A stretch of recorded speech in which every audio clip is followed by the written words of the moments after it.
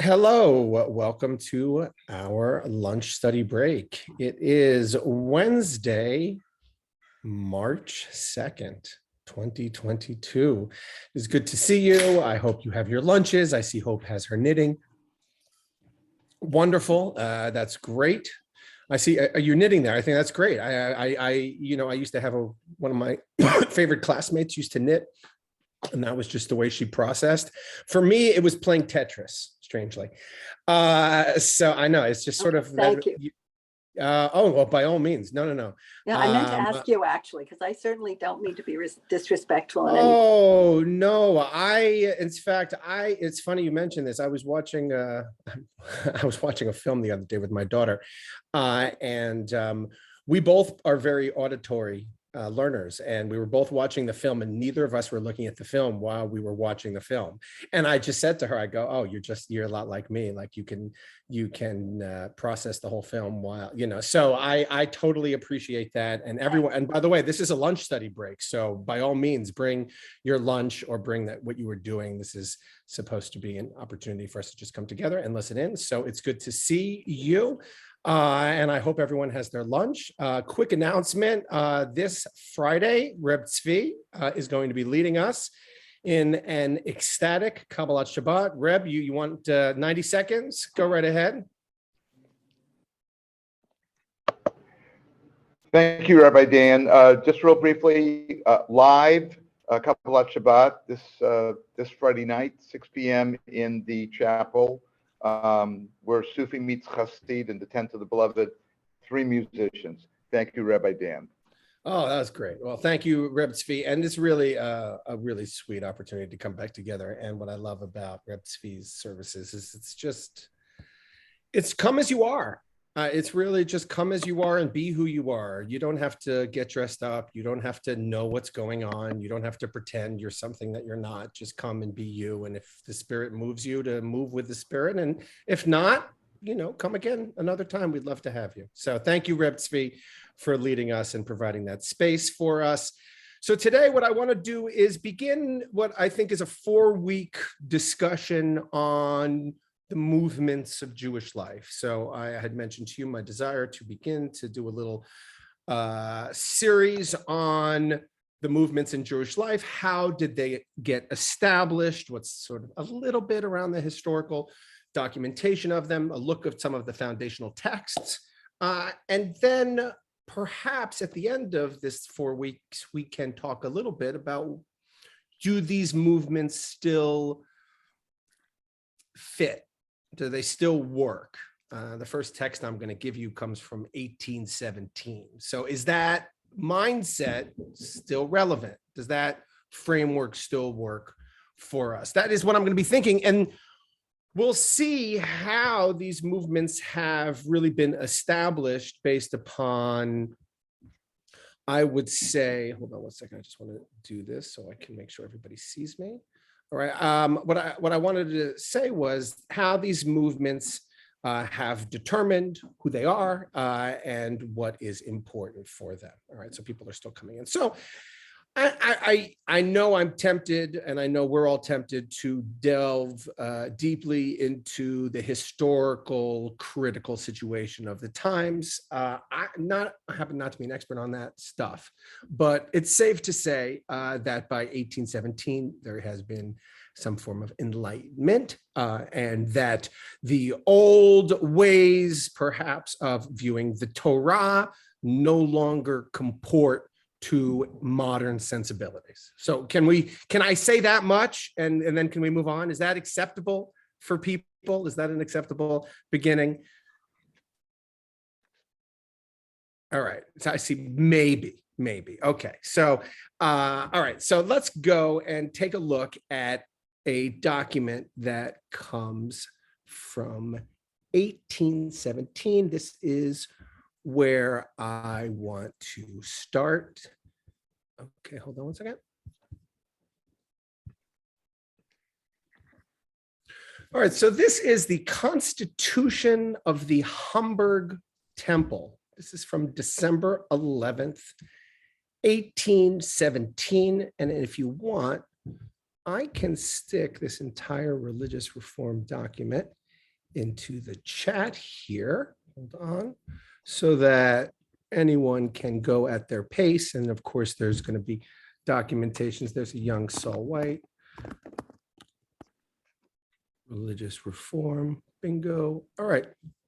All right. So now you have the religious reform in your. There you go. Okay. So this is from December 11th, 1817. It is the Constitution of the Hamburg Temple, the New Israelite Temple Association. And over here in the notes, the New Israelite Temple Association of Hamburg instituted the first systemic reform worship services. It was founded by 66 Jews led by Edward Clay, Mayor Israel Breslau, and Shekel Itzhak Frankel, all of them laymen. The Hamburg Temple was dedicated on October 1818. Good number. The anniversary of the Battle of Leipzig, which marked the liberation of Germany from Napoleonic rule. Some historians see an ideological motive not only in this gesture, but also behind the reformers naming their synagogue a temple. That is, that by adopting the designation of traditionally reserved for, of course, the temple in Jerusalem, right, the Beit HaMikdash, the reformers symbolized relinquishing the hope of Israel's restoration and declared Hamburg their Jerusalem. Other historians ascribe to the reformers the more innocent motive of simply wanting to distinguish their house of worship from the traditional synagogue of Hamburg. So one of the first, perhaps, distinctions was the use of the word temple. We only call temple the temple in Jerusalem, and we're not going to build that temple until the Messiah comes.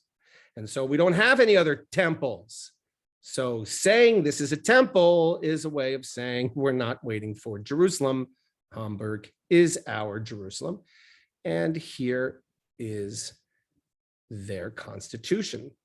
Since public worship has for some time been neglected by so many, because of the ever decreasing knowledge of the language in which it alone has until now been conducted, and also because of the many other shortcomings, let me make this a little bit bigger for people, and because of many of the other shortcomings which have crept in at the same time, the undersigned, convinced of the necessity to restore public worship to its deserving dignity and importance, have joined together to follow the example of several Israelite congregations, especially the one in Berlin.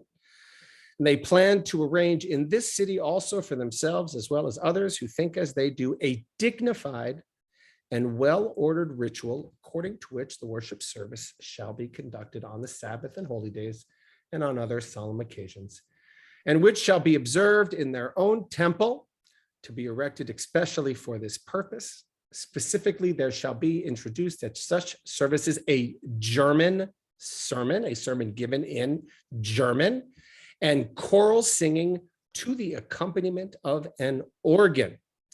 Incidentally, the above mentioned ritual shall not be confined to services in the temple. Rather, it shall apply to all those religious customs and acts of daily life which are sanctified by the church or by their own nature. Outstanding among these are the entrance of the newly born into the covenant of the fathers, weddings, and the like. Also, a religious ceremony shall be introduced in which the children of both sexes, having received adequate schoolings in the teachings of the faith, shall be accepted as confirmants of the Mosaic religion. All right, let me go on here. It's not that much more. Hold on. Oh, no, that's it. I think that's the whole thing. Hold on a second. Oh, no, hold on. That's what I have here. All right, so I'm cut off here, but that's okay.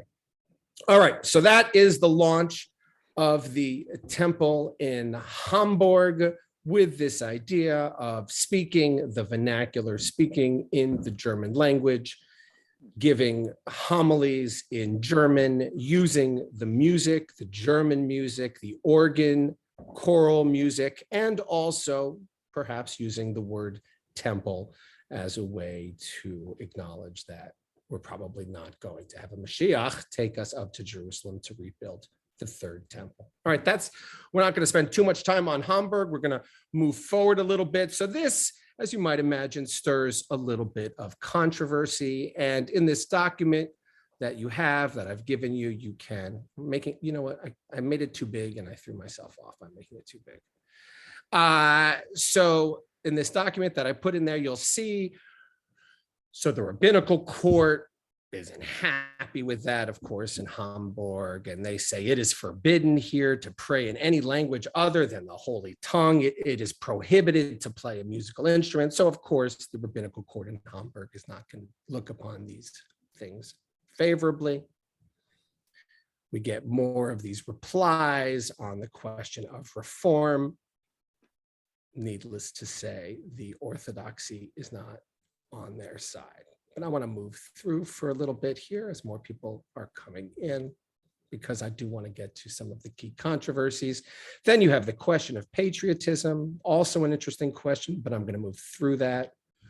We have the question of Hebrew as the language of prayer, whether that's necessary. So there's a wonderful article on that, but I'm going to pass through that. So this whole controversy is going on in the middle of the 19th century. And in the midst of this controversy, here's the question of messianism that we just briefly touched upon. That's also in that document that is in our chat. This is our task. Here it comes from Samuel Holdheim in 1853. It is the destiny of Judaism to pour the light of its thoughts, the fire of its sentiments, the fervor of its feelings upon all souls and hearts on earth. Then all of those people and nations, each according to its soil and historic characteristic, will, by accepting our teachings, kindle their own lights, which will then shine independently and warmly. All right, so we have the development of this universal approach in Mosaic Law. Then you have Zacharias Frankel, who ultimately will found conservative Judaism, trying to find a little bit of a middle path. And then you have my favorite, you guys know my affinity for Samson Raphael Hirsch. So let's see, what do you think Hirsch thinks about all of this? Let's pause for a little bit and let's take a look at Rabbi Hirsch. And then after Rabbi Hirsch, we'll go right into the Pittsburgh Platform and the establishment of the reform movement at what is known as the Traif Banquet, which some of you might be familiar with. But before we get there, let's just take a look at our teacher, Rabbi Hirsch. What does he think about this idea of modernizing Judaism, bringing it up to date with German language, German music, German culture, German understanding? So he says it's religion allied to progress. That's how he puts it here. Let me make this a little bit bigger for you, although sometimes when I make it bigger, I lose it. The leaders of the reform have undaunted courage, embroidered this slogan in scintillating colors on the banner of our present-day religious struggles, that the educated, progressive sons and daughters of the new age might rally to this new flag of the prophet and advance it unhindered. All right, how leaderless was this new congregation of prophets before this new messenger with this new message of salvation appeared among them? All right, so he's saying, what does reform stand for? Religion in progress. Oh, these people, what are they thinking? Religion in progress. He says here, since the beginning of the century, the ancient religion has been to these reformers ancient. It no longer fitted into the society of the sons and daughters of the new age with their frock coats and evening dresses. In club and fraternity, at the ball and supper party, at concerts and in salons everywhere, the old Judaism was in the way and seemed so completely out of place. And even in the counting house and in the office and the courtroom and at the easel on the board ship and in the train, throughout the steam-driven lightning activity of the new age, the old Judaism acted as a brake on the hurrying march of progress. How much has changed? Above all, it seemed to be the only obstacle in the race for emancipation. No wonder then that without hesitation, they shook off the old obstructive religion and hurried into the arm of progress. Okay, so he then goes on a little bit of a screed on this concept of religion allied with progress. Let me give you a little bit of the homiletical flourishes. that he will bring to you.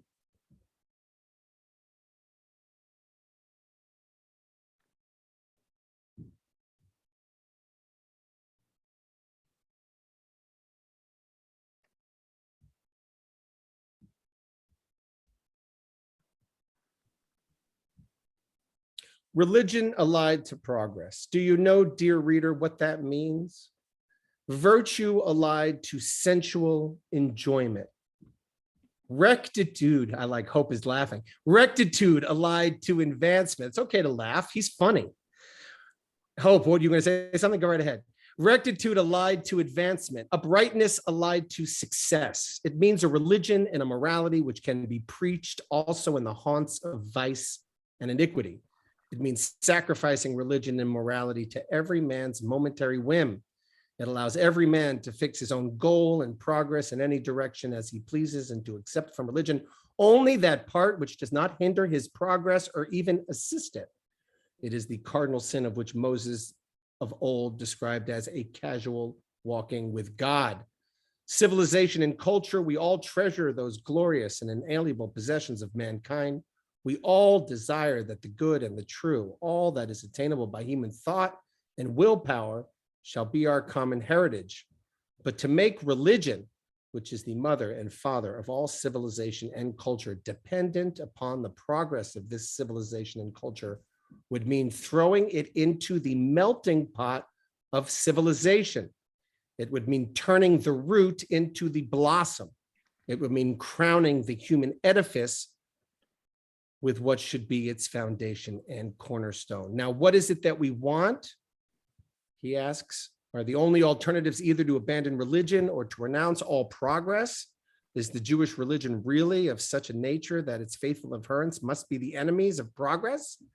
He says, we declare before heaven and earth that if our religion demanded that we should renounce what is called civilization and progress, we would obey unquestioningly, because our religion is for us truly religion, the word of God, before which every other consideration has to give way. We declare equally that we would prefer to be branded as fools and do without all the honor and glory that civilization and progress might confer on us, rather than be guilty of the conceited mock wisdom with which the spokesman of a religion allied to progress here displays. Okay, so that is the neo-Orthodox take on Reform Judaism, and probably still applies today. All right, so that is the controversy that is happening in the mid-19th century, and out of this we get a Traif Banquet. Now, I want to give a little San Francisco history lesson first about the Traif Banquet. So this comes from January 11th, 2018. Pulled pork kugel and other transgressive traditions from the ultimate Traif Banquet. All right, so this is here in San Francisco only 4 years ago. I don't know if any of you remember this, although 4 years ago was perhaps another lifetime ago. There's an old Yiddish saying that says, if you're going to eat pork, eat it until your mouth drips. All right, Asmin Etz Chazer soll es scheun reinen Ibrin Moil. All right, that's how you say it. Probably not. Sunday night at Brick and Mortar Music Hall here in San Francisco, the rabbis and foodies dripped with peanut butter pie with bacon, a rabbit crepnet, and a pulled pork potato kugel with barbecue sauce. The occasion was the Traif Banquet 2.0, a delicious spread of treif, which, in case you're wondering, means non-kosher food, made by local chefs and served with a side of Jewish learning. And get this, a bracha for the treif led by the local rabbi. During what was practically a seder of liturgy, symbolic foods, and narrative recounting of an important Jewish legend, the foundational myth of American Judaism was memorialized, deconstructed, and then eaten. All right, so here the original Traif Banquet was an 1883 event at which leaders of the early American Reform movement made a bold antagonistic statement by serving non-kosher dishes to commemorate the ordination of the first graduating class at HUC in Cincinnati. As the story is often told, a group of rabbis stormed out in protest and ran off to start the conservative movement. Here is a photo of Professor Rachel Gross at the Traif Banquet. But as the Jewish studies Rachel Gross professor mentioned, the story is only kind of true.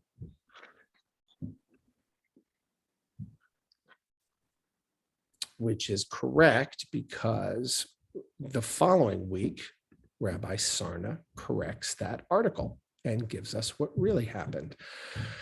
So do you all see now Rabbi Sarna's article? He's not a rabbi, by the way, excuse me, Professor Sarna's article. He was my teacher, but he's not a rabbi, he's a professor. And he writes a week later into the JTA to correct that article to give us the actual history of the Traif Banquet. Here's the menu. Here is the menu from the Traif Banquet. All right, let's go through it. Little neck clams in a half shell. What else? Consommé royale, filet of beef with soft-shell crabs, and a salad, a shrimp salad. Get a shrimp salad there. Sweetbreads. I don't know what sweetbreads are. So someone will have to explain to me what sweetbreads. I think that's brains. Brains. No, it's. I think it's actually the larynx. It's some kind of organ. I believe they're adrenal glands. Yeah, something in there. And then we have asparagus sauce, I guess. Oh, look at that with cauliflower. I think maybe I could eat that one. Then we have a pigeon. I think this is pigeon here that they're going to eat.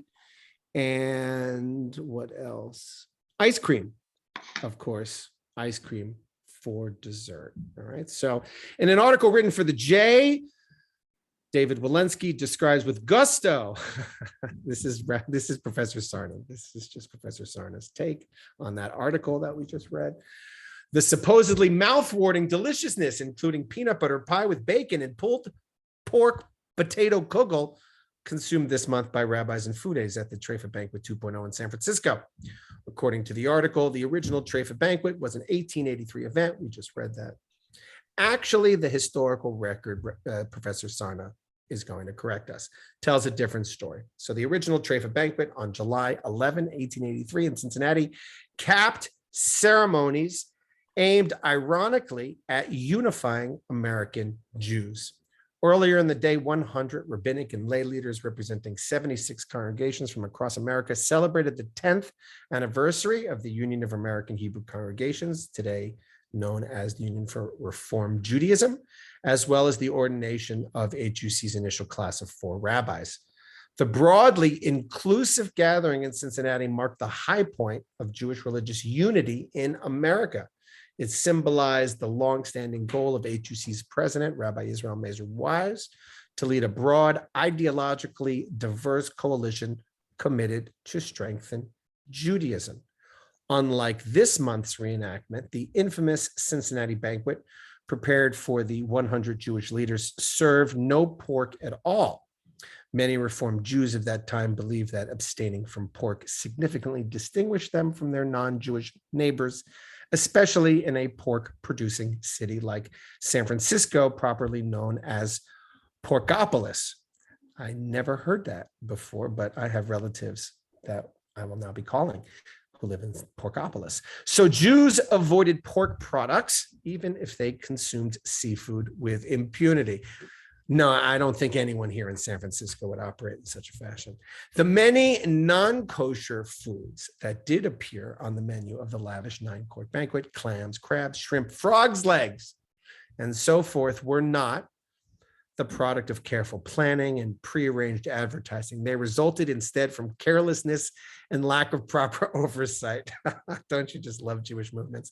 The well-known Jewish caterer who planned the dinner took no account of the fact that traditionalists had been invited to the celebration and created a banquet like so many other Jewish banquets that were held in that club. So this is just what a Jewish banquet was serving at that time in Cincinnati.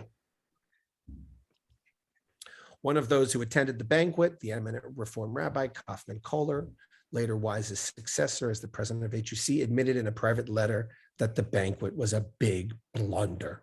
It shows, he wrote, how little judgment laymen have in religious matters. Rabbi Wise also knew the banquet was a blunder. After all, he kept a kosher home. His second wife, the daughter of an Orthodox rabbi, insisted upon it. I like that. Rabbi Wise Rabbi Weiss, just, who determines the kashrut in the house? It's, it's not the head rabbi. But he was not the kind of leader who believed in making apologies. Instead, he lashed out against his critics, insisting that the dietary laws had lost all validity and ridiculed them for advocating what he called, cute phrase, kitchen Judaism. Kitchen Judaism, cute phrase. The Traif Banquet paved the way for the creation of a more traditional seminary, that is our JTS. Once Wise abandoned the goal of union and cast his lot with the more radical Reform Jews who repudiated the dietary laws.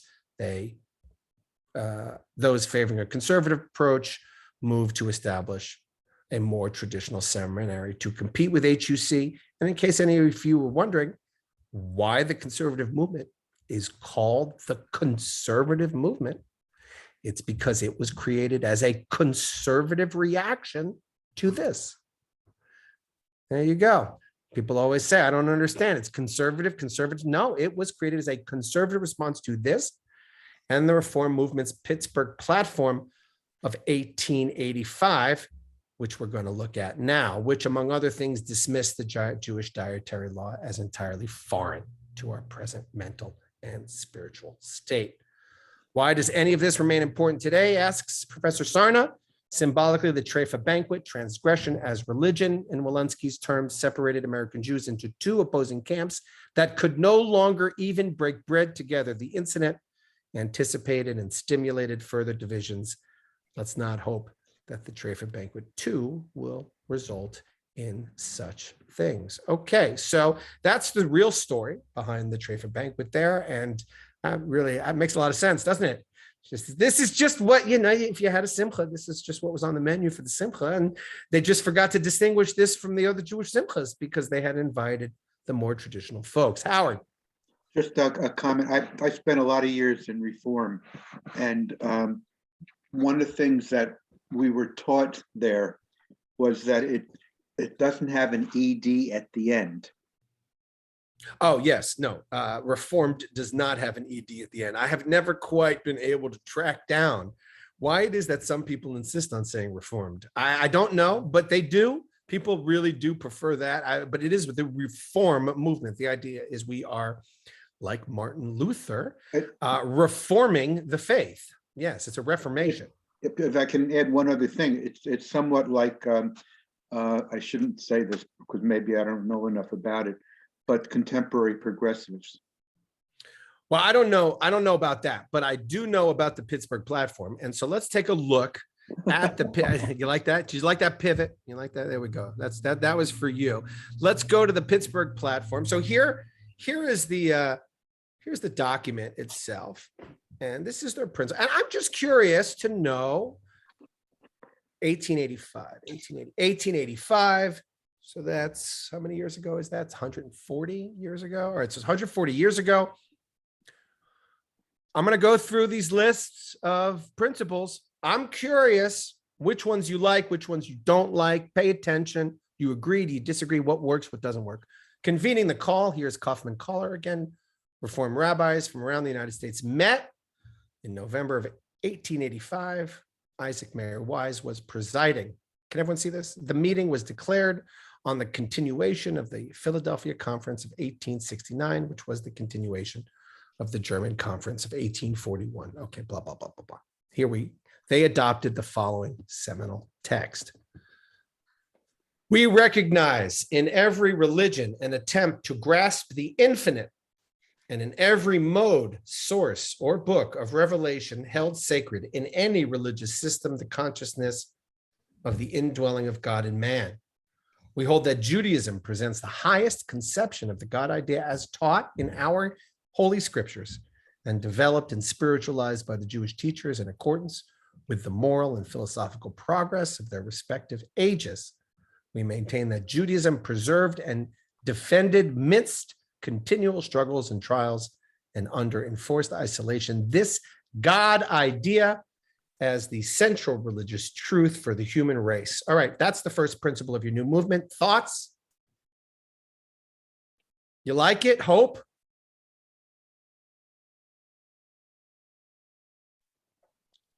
Well, so I'm puzzled. highest, I don't get it most. either. Yeah, I I don't mean, get it it either. seems like this is recognizing all the other religions in the world and no one's defining religion. It's just if God is everything, then God is nothing. If religion is everything, then religion is nothing. That's, I mean, I hear it that way too. Other thoughts? Anybody like this language? Anybody want to defend it? Not one person here likes that first principle. Okay. Well, By the way, just we trying will get to- into, I just want to point out, I'm not doing this to criticize any movements because this is not the Reform movement's current statement on this issue. They have revised this statement and we will going to be discussing the revisions of those statements. So this is not where the Reform movement is. This is a historical document of 1885. I just want to make that clear. Susan and then Don. No, they're just trying to be like everybody else at this point. I mean, they did undo this entire thing. We expected to get all these people to us after they undid all that, but they're trying to be like everybody else. They're trying to be like Catholics and Protestants, and who are most of the people in the U.S. And that's what they're trying to do in this document. They want to be like a Protestant church. Basically. All right, so there you go. Do you see, can we sort of mold the Jewish faith principles to look like German Protestantism? Perhaps that's what we see. Don and then Hope. Yeah, I think when they were saying the highest and the most, Judaism, I was interpreting it as yes, for us or for them. And if you are Catholic, it is the highest and the most for you. So I didn't see that they were putting themselves above other people. I read that too, but I read it your way, Don, as sort of a flattening of those statements. But it's written in a way that is not crystal clear. Hope. Well, coming back to the foundation of the Reform movement, how much of this was an attempt to assimilate, to be accepted, to function economically, and then we adapt our religion because we want to live, coming back to what you were saying, Susan? Well, what does Hirsch say? Hirsch says all of it. Hirsch says every last ounce of it, Hope, that's what's going on. Okay. I mean, that's Okay. So the reformers say, no. We're trying to save it. We're trying to save Judaism because it is on the brink of complete irrelevance. And so let's not have it be irrelevant because there are beautiful morals, ethics, rituals, stories here that we believe can be utilized in a way that actually is allied with the world we're living in. All right. So let's see how of course, no. All questions are good questions. Principle number 2, we recognize in the Bible the record of the consecration of the Jewish people to its mission as the priest of the one God, and value it as the most potent instrument of religious and moral instruction. We hold that the modern discoveries of scientific researchers in the domain of nature and history are not antagonistic to the doctrines of Judaism. The Bible reflecting, here's a word, the primitive ideas of its own age, and at times clothing its conception of divine providence and justice, dealing with men in, another word, miraculous narratives. Okay, what do they think of the Bible? Lisa rolled her eyes. There you go, Lisa. I guess they said primitive. Yes, didn't they? It's a primitive document. It is a primitive document. That's right. That's right. So I'm just wondering, the culture from which this grew was mid-century German culture, right? Oh yeah. Patriotic Germans. I mean, you're talking about people who love Germany, who flourished in Germany, Jewish communities and learning flourished in Germany. You know, absolutely. Benchen doesn't like any I agree of with this. a little bit of it. Okay, which by the way, that I mean, comes as no you know, surprise. the attempt to make the scripture compatible with post-Enlightenment science and discovery, you know, I could certainly get behind that.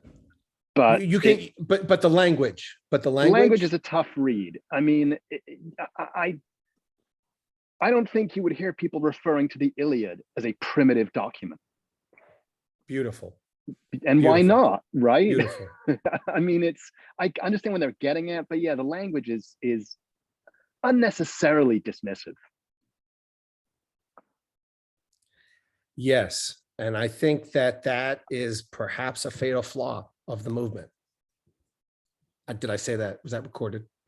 All right. Number 3. Oh, Susan, go right ahead.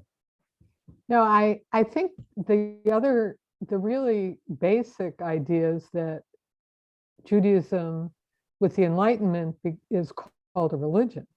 So Judaism wasn't a religion before the Enlightenment, and actually in many ways I don't think of it as religion now. I mean, it's a way of life.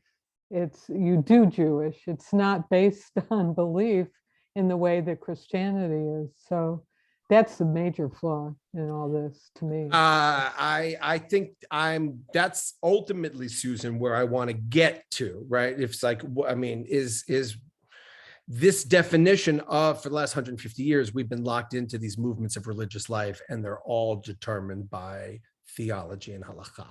And for me, what you're saying is Kaplanian, and we will talk about Kaplan, which is we can have a big tent Judaism organized around other ideas rather than merely around what set of dishes we use. I mean, No, actually, I'm saying. Oh, that's what I'm saying. Excuse me. I'm putting my words in your mouth. Even Orthodox Judaism is not, it's not a religion per se. It didn't call itself a religion. It's not in our literature even ever called a religion in rabbinic literature, and even in the most traditional literature. It became a religion when the French said the Jews are like everyone else and they follow the Mosaic religion.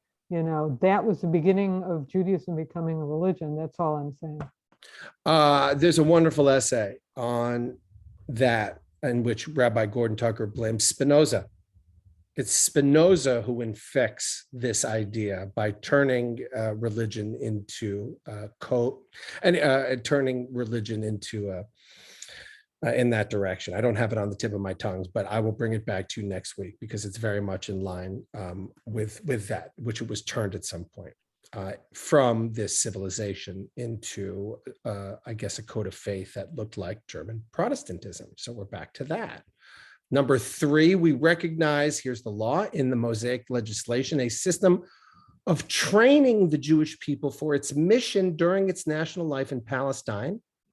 And today we accept as binding only its moral laws. You guys know which ones those are? And maintain only such ceremonies as elevate and sanctify our lives, but reject all such as are not adapted to the views and habits of modern civilization, such as we hold all such Mosaic and rabbinical laws as regulate diet, priestly purity, and dress, originated in ages and under the influence of ideas entirely foreign to our present mental and spiritual state. They failed to impress the modern Jew with a spirit of priestly holiness. Their observance in our days is apt rather to obstruct, rather to further modern spiritual elevation. And I have to say that isn't entirely unfounded at all, especially when you look at the rather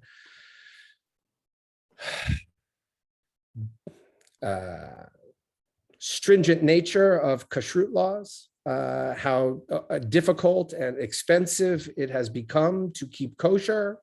Some of those concerns that the reform had, where the emphasis exclusively on, what was the language here? What's the language that they used? Emphasis failed to impress upon the modern Jew, entirely foreign to our mental and spiritual state. They failed to impress a spirit of holiness, and it's apt rather to obstruct. And I would say that, you know, I have spoken to people who have said it's impossibly expensive for me to keep kosher, so it's an obstruction. You know, I'm trying to make an analogy, but there is something about the way our focus on the minutia of law can obstruct us from the spiritual nature of the text. And I do think that that claim has merit. Ben. Yeah, I mean, I think what they're doing here and maybe we'll see more of it, is it seems to me that what they're doing is they're reverse engineering all of Judaism in order to figure out what it's for, and then rebuilding it so that it only does that thing today. Right? They've basically like, and this is like, you know, you see this, I think, all over the place today as well, right? It's you know, I don't like this reductivist view, right? But I think what they're, you know, what they're getting at, and what a lot of people still get at, is this is what Judaism is about, right? This thing, whether it's social justice, right, or Jewish peoplehood, or whatever, right? This is the thing that it's really about, and therefore the only Jewish practices we have to worry about are the practices that address this thing that it's really about, and all the rest we can do away with. I think, Ben, I was in the shower a couple nights ago thinking that same thought. I think you have your finger on something very powerful. I was thinking, like, what's a huge community in Los Angeles called Ikar, right? I was thinking about that. It means essence. There's this idea that there is some essence that sits at the heart of things, that is a part of this zeitgeist here. And I haven't formulated it yet, but you can see I'm chuckling here because I feel like I'm in chavrusa with you, because I think you're really onto something there. Marv. You know, when we think of Judaism, we use terms like nation, community, religion, culture. Why isn't it a religion? Why is it only? Well, what is a religion? So we would have to break down what a religion is. Yeah. What's a religion? Well, is it a people? Is it a race? I mean, so the thing is, Judaism is always this sort of mixed bag of both. Yeah. So Susan was making comments that Judaism wasn't a religion.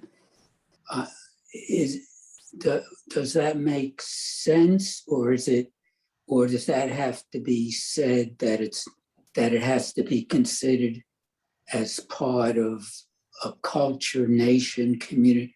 I mean, you have to blend all of it in.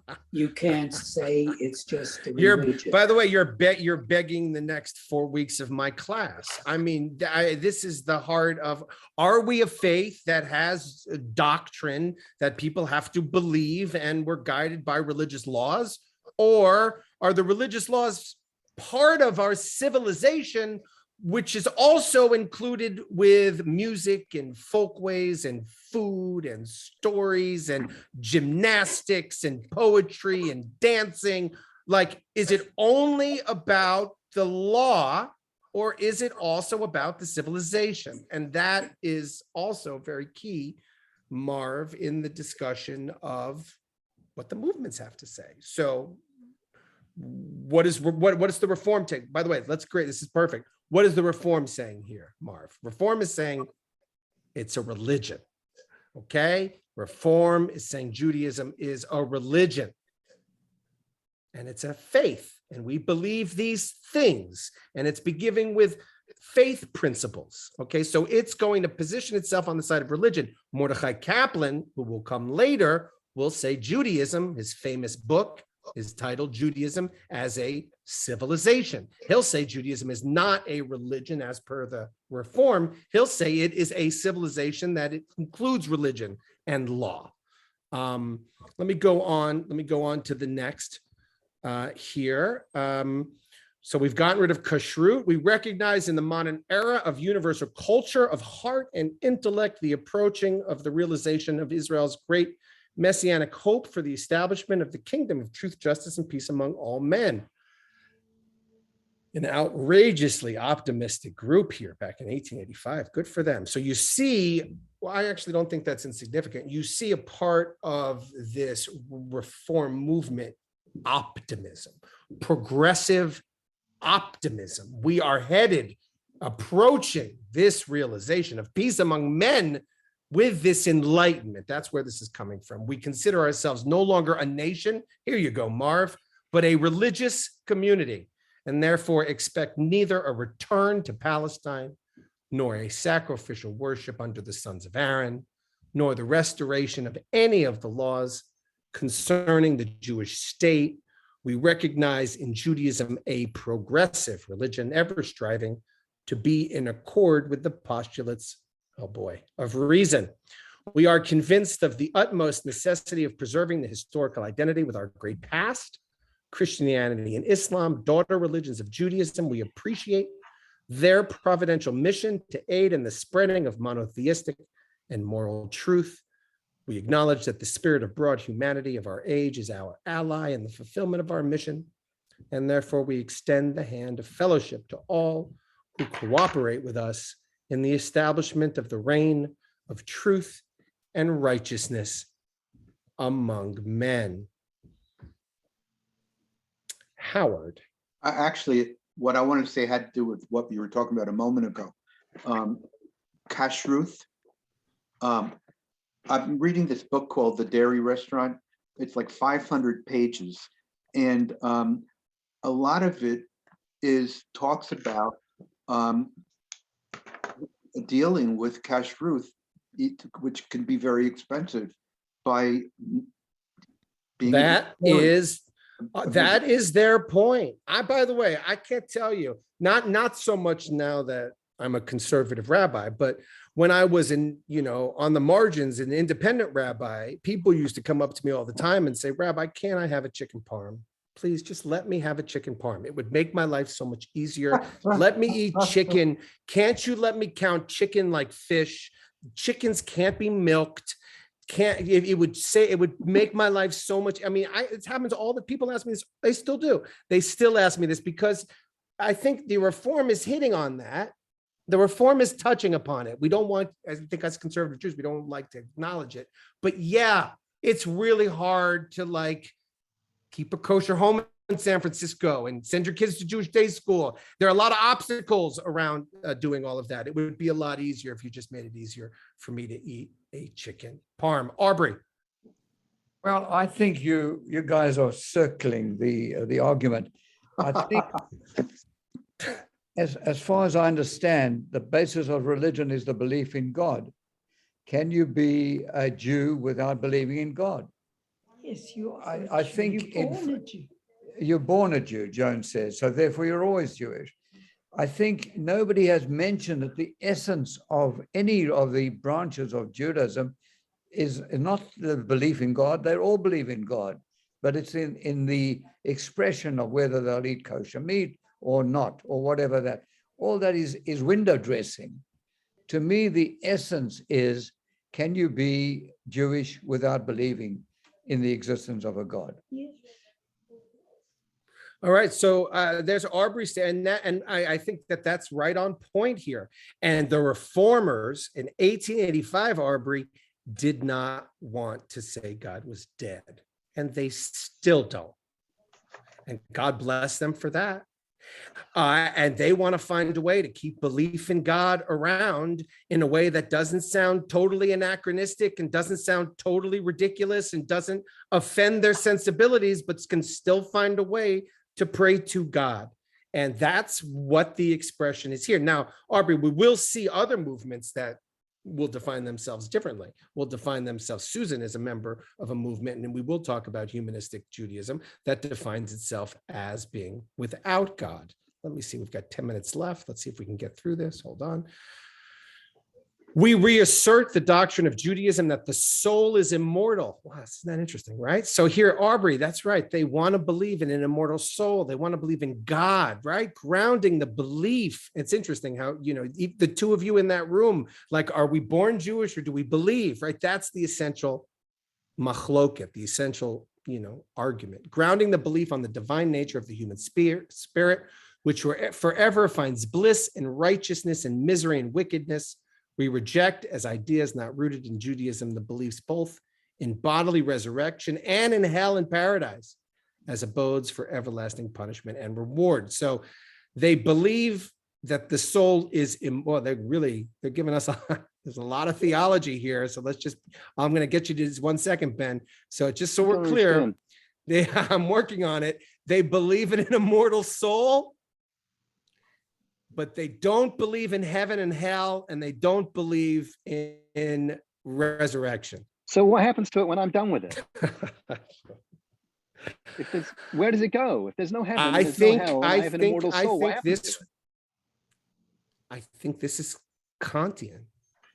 I think this one makes no I just sense think to me. this is, I just think this is a way, I just think you could view, not Kantian, Hegelian, right? I think you could view God. I don't know. And if you wanted to talk, I mean, if I'm you ask trying, me- I'm trying. If you ask me what is kind of core and critical to Judaism, the notion of an immortal soul would not be in my top. Well, you would, yeah, 30. you probably wouldn't. That's right. That's right. That's an odd one. That is an odd one to choose. It's odd. That's right. I love it. And that's why it probably does reflect more about 1885 Germany than anything else. You throw away kashrut, you throw away heaven and hell, but you keep the immortal soul. So it does tell us about how they viewed morality and ethics and the belief system at the time, and then applying that. Now we'll see, we're going to get into their 1937 statement probably next week, in which they begin to amend this. We're going to go into the 20th century next week. Susan.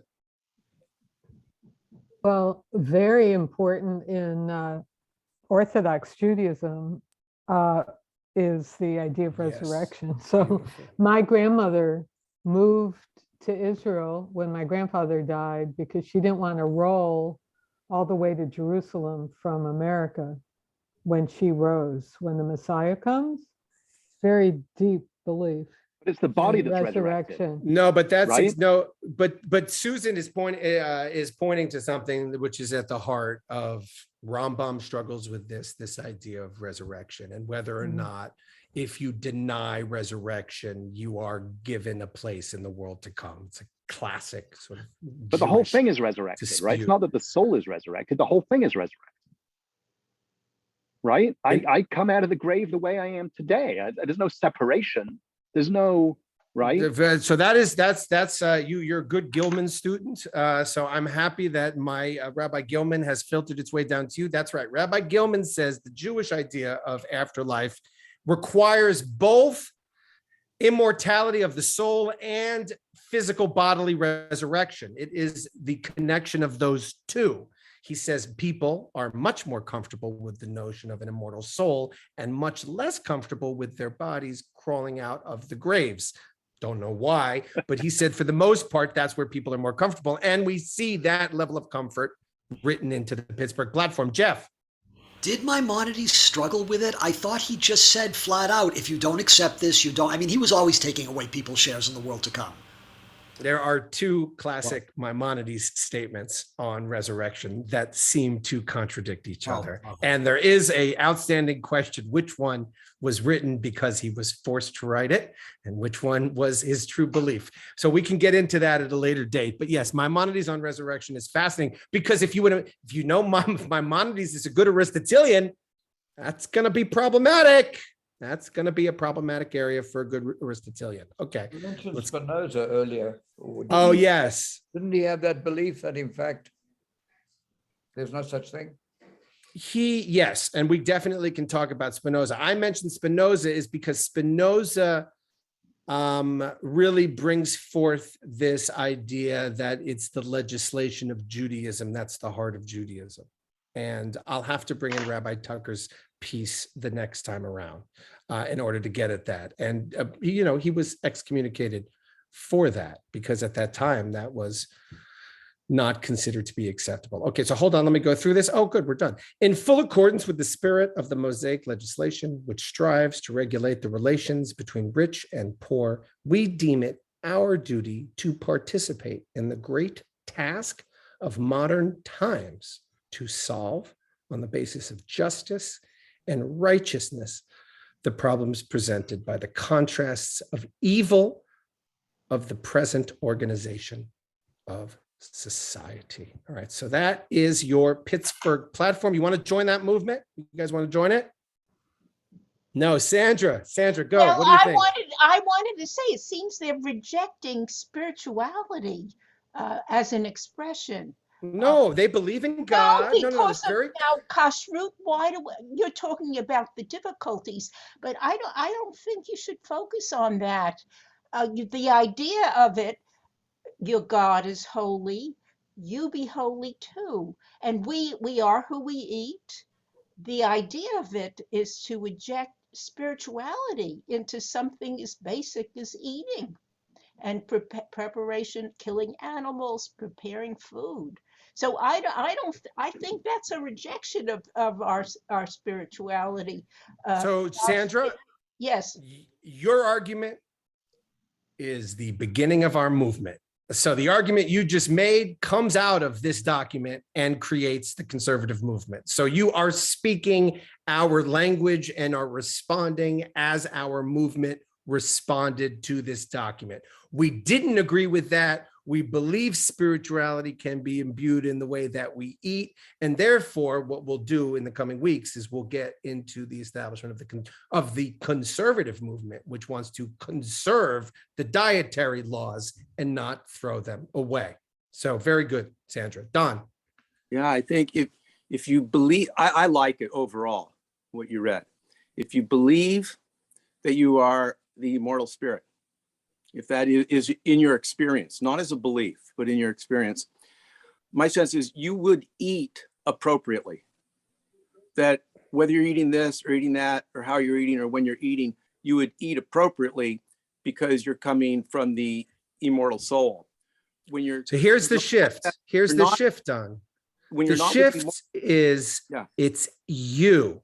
The shift in this document is it's individualistic in a way that a lot of Judaism and before then has not been, right? And that immortal soul, I think you're right. I think you're resonating with what they wanted you to resonate here. It is your immortal soul. It is your uniqueness of your immortal soul that is going to figure out how to navigate this world that your soul finds itself in. Right. Now, when you're not in touch with who you are as immortal soul, when you're not there, you think you're something different or something less than, then I think practicing the practices of kashrut and all the different practices, which then keep you coming back to who you are as the immortal soul. So you need the practices when you need the practices, and then there may be a time when you don't need them, or then you teshuvah. Well, teshuvah. I mean, coming back. I mean, that's what teshuvah means. So we've gotten away from it, and we have to have opportunities to do teshuvah to come back to our souls. I mean, that's the high holidays. Ben. Yeah, I mean, actually, I think a lot of this is probably better than what was already around. You know, I mean, I poo-pooed a lot of it. You know, but this wasn't coming out of an environment that we live in today that has a conservative movement and a reconstructionist movement and a humanist, like, right? There wasn't any of that stuff. So they're responding to the world that what do you live in. think of Hirsch's screed? Well, I think he's not wrong, but it's a big ask to ask people in the modern world to really put Judaism at the foundation and center of their entire lives. I understand why a rabbi would want that to be true, but I do think that's a big ask. The biggest problem that I have with this thing is the I don't know what it says. It's not the manipulation, but the development of our religious principles so as to be in accord with the postulates of reason. That's the part I like the least. I think, and I just, this was coming from a time where there was an enormous amount of faith in human reason. And every day I have less and less faith. Hey, Ben, I love it. Reason. Ben, the humanist rabbi would like to speak up for reason. Rabbi. Well, that wasn't what I was going to say. I was going to say that actually looking at what Jews were doing in America when this Pittsburgh Platform came along, most Jews were not going to shul. They were not religious. They were socialists. They were in Yiddish-speaking communities. They could care less about being dignified like the Protestants and going to church. They were going to try to change. What they did have in common, And what the reform we're competing with was a deep belief in social justice and changing the world. But people didn't start going to synagogues till really late in the game. They weren't going to synagogue. They were going to union halls and organizing and forming completely different kinds of communities that were outside this realm of religious And practice. I would say that legacy, by the way, to its credit, still exists in the reform movement. That ethos of justice, the Religious Action Center, is perhaps the most powerful, justice organization, one of the most powerful justice organizations in this country, right? It's essential, going out and doing service and being ethical. Monotheism still is at the heart of reform movement. And interestingly, as we also found here, maybe more attractive to someone like Don because of its spiritual appeal. It's not willing to get rid of God or the immortality of the soul. It's not willing to give up on that just yet. Now, Kaplan is going to have a hard time, and humanism even a harder time with that. But reform doesn't want to lose that. And I think reform wants to maintain a belief in God in a universal sense. So that is Reform Judaism at its beginning. Next week, we're going to go into the 20th century. We're going to look at the establishment of the conservative movement. We'll take a look at the 1937 rethinking of the Pittsburgh Platform. And I'd love to take a look at some of the foundational Stephen Wise texts also around humanistic Judaism as well. Hope. Well, I think my understanding is Reform Judaism came out of highly educated, more sophisticated, if you will, wealthier sets of Jews who wanted to maintain lives as Jews, but also fit into the society they were functioning in. And Susan, I think what you're talking about is more of the Eastern European people who came originally perhaps from shtetls, who were perfectly happy with. Do you mean to tell me there's a conflict between the Germans and the Eastern Europeans? You're talking about my parents. Of course there is. Of course there is. Didn't you know that we're the chicken coop folk? We don't have that. We don't have the German stock in us. Susan. Someone told me. Sorry. Yeah. Someone told me a story, someone from the American Jewish Committee, or, someone who's been active in politics in San Francisco for many years. This is years and years ago. He said when the Eastern European, most of the Jews were German in San Francisco. When the Eastern European Jews started coming, a group of people actually tried to buy Baja, California, to put the Eastern European Jews so they wouldn't embarrass them. I don't know if that's apocryphal. No, I thought they sent them up to the chicken coops in Petaluma. I thought that was the story. Yeah. Well, they sent the Polish. They sent the Polish folks, right? Isn't that true? So well, a lot of them did go up there, but they were socialists, and that's where they wanted to be. But they actually talked about buying Baja to get them all over there. But I do think Hope is onto something. There is something about this idea. They want to fit into society. By the way, German society, people went to church. Decorum. That's people went to church. That was a part of it. That was a part of proper society. Can Judaism then be brought into that society so they can move up the ladders in the social order? I think that's very much a part of it. Thank you, everyone, for participating. Good conversation. We're going to continue with this next week, and hopefully we can begin to get out of this defining things by halacha and theology and begin to look more broadly about how we can gather as Jews. And that's my opinion. Take care, everybody. Thank you so much. Bye-bye. Bye. Thank you.